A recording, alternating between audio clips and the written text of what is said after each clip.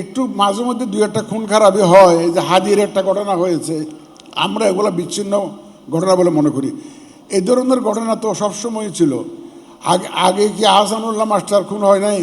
এরকম তো অনেক আগে হয়েছে, ঘটনা তো অনেক আছে। নির্বাচন নিয়ে কোনো শঙ্কা নেই। We are fully prepared to move ahead. Election হবে ইনশাল্লাহ, সবাইকে সাথে নিয়েই হবে, সবার সহযোগিতা নিয়েই হবে। এ ব্যাপারে কোনোই শঙ্কা নেই। যাই আসুক না কেন, যত ধরনের দুশ্চিন্তা আপনাদের মাথায় আসুক না কেন, দুশ্চিন্তা মাথা থেকে ঝেড়ে ফেলুন। নির্বাচনের জন্য প্রস্তুতি নিন আপনারা সবাই মিলে, যাতে একটা সুন্দর নির্বাচন আমরা করতে পারি। আইনশৃঙ্খলা অবনতি হলো কোথায়? একটু মাঝে মধ্যে দুই একটা খুন খারাপি হয়, যে হাদির একটা ঘটনা হয়েছে, আমরা এগুলো বিচ্ছিন্ন ঘটনা বলে মনে করি।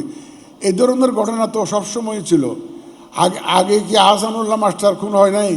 এরকম তো অনেক আগে হয়েছে, ঘটনা তো অনেক আছে।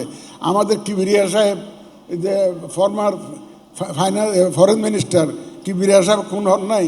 ইলেকশন এই ধরনের ঘটনা হয় বাংলাদেশে, এগুলো নতুন কিছু না।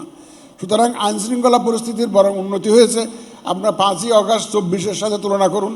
রাত্রে ঘুমাইতে পারেছেন 4-5 দিন, এক সপ্তাহ যখন থানাগুলা অপারেশনাল ইনঅ্যাক্টিভ ছিল, পুলিশ স্টেশন ওয়ার্ক করছিল না, তখন আমরা যে অবস্থা ছিল, এখন তো অনেক উন্নতি হয়েছে ইনশাল্লাহ। আমরা তো এখন শান্তিতে চলাফেরা করতে পারতেছি, রাস্তাঘাটে চলাফেরা করতে পারতেছি, শান্তিতে ঘুমাতে পারতেছি। তো আইনশৃঙ্খলা পরিস্থিতির অবনতি হয় নাই।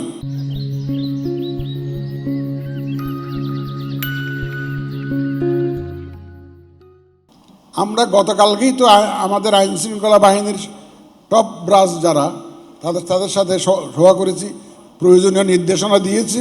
ইনশাল্লাহ আমাদের আইনশৃঙ্খলা বাহিনী সম্পূর্ণ প্রস্তুত, যে ভবিষ্যতে যাতে ইলেকশনের সময় পর্যন্ত যাতে শান্তি শৃঙ্খলা যাতে বজায় থাকে এবং সুষ্ঠুভাবে যাতে নির্বাচন আমরা করতে পারি।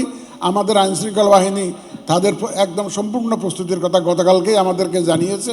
আপনারা হয়তো মিডিয়াতে দেখেছেন। ইনশাল্লাহ নিশ্চিন্ত থাকেন, নির্বাচন সঠিক সময়ে সঠিকভাবে একটা সুষ্ঠু সুন্দর নির্বাচন, প্রতিযোগিতামূলক নির্বাচন ইনশাল্লাহ আমরা দেখতে পাবো। যে ওয়াদা আমরা জাতিকে দিয়েছি, সেই ওয়াদা ইনশাল্লাহ পরিপালনে ইলেকশন কমিশন প্রতিজ্ঞাবদ্ধ। আপনাদের সবাইকে সাথে নিয়ে ইনশাল্লাহ আমরা একটা সুন্দর নির্বাচন উপহার দেব।